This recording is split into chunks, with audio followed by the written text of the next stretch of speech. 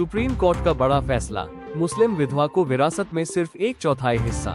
जहर बी बनाम इमाम खान। सुप्रीम कोर्ट का फैसला, मुस्लिम विधवा के विरासत अधिकारों पर सुप्रीम कोर्ट ने कहा कि कोई संतान न रखने वाली मुस्लिम पत्नी विधवा अपने पति की संपत्ति में केवल 1/4 हिस्से की हकदार है।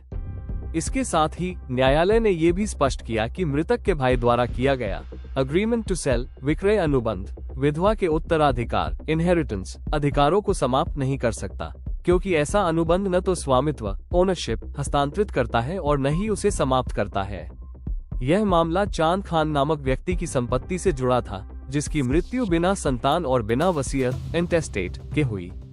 उनकी विधवा जोहरबी अपीलकर्ता ने दावा किया कि उन्हें अपने पति की संपत्ति में 3/4 हिस्सा मिलना चाहिए, क्योंकि उनके अनुसार इस्लामी कानून मोहम्मदन लॉ के अंतर्गत वह मुख्य उत्तराधिकारी प्राइमरी है।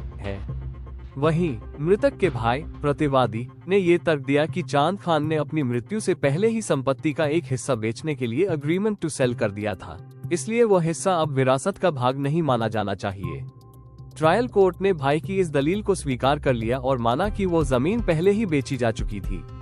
लेकिन अपील अदालत और बॉम्बे हाई कोर्ट ने इस निर्णय को पलटते हुए कहा कि सिर्फ अग्रीमेंट टू सेल से संपत्ति का स्वामित्व ओनरशिप नहीं बदलता, क्योंकि यह केवल विक्रय का वादा है, न कि बिक्री का प्रमाण।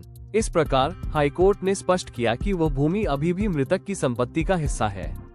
सुप्रीम कोर्ट ने सुनवाई की शुरुआत में ही कहा कि ट्रांसफर ऑफ प्रॉपर्टी एक्ट की धारा 54 के अनुसार अग्रीमेंट टू सेल मात्र एक अनुबंध है और यह स्वयं में किसी अचल संपत्ति अमूवेबल प्रॉपर्टी का शीर्षक टाइटल या स्वामित्व ओनरशिप हस्तांतरित नहीं करता। क्योंकि इस मामले में कोई रजिस्टर्ड सेल डीड निष्पादित नहीं हुई थी, इसलिए संपत्ति का स्वामित्व मृतक चांद खान के पास ही रहा और उनकी मृत्यु के बाद ये संपत्ति मातृका अर्थात मृतक द्वारा छोड़ी गई संपत्ति के रूप में उनके कानूनी उत्तराधिकारियों में बांटी जानी थी। जस्टिस की खंडपीठ ने मुल्ला की प्रिंसिपल्स ऑफ मोहम्मदन लॉ जैसी प्रामाणिक पुस्तकों का हवाला देते हुए कहा कि मातृका शब्द में मृतक द्वारा छोड़ी गई संपूर्ण संपत्ति, चाहे वो चल हो या अचल, शामिल होती है। संपत्ति बांटने से पहले मृतक की वैध वसीयत यदि हो और वह केवल कुल संपत्ति के 1/3 तक सीमित हो और ऋणों की अदायगी की जानी चाहिए।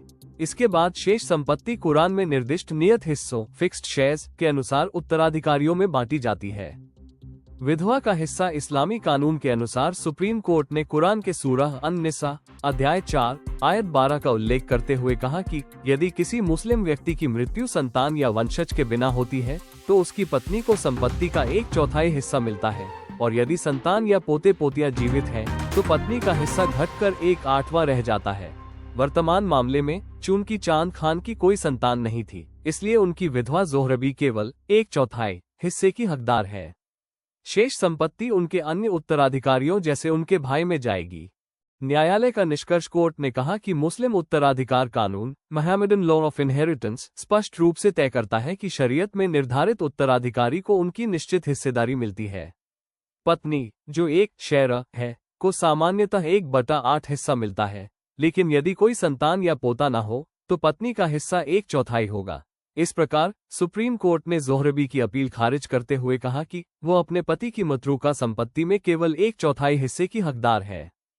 भाषा पर टिप्पणी। निर्णय में सुप्रीम कोर्ट ने निचली अदालत के निर्णय के अशुद्ध अंग्रेजी अनुवाद पर भी असंतोष जताया और कहा कि न्यायिक आदेशों में अनुवाद की सटीकता और भाषा की शुद्धता बनाए रखना आवश्यक है, ताकि न्यायिक प्रक्रिया की गरिमा बनी रहे। अंतिम परिणाम, विधवा जोहरबी को केवल 1/4 हिस्सा मिलेगा।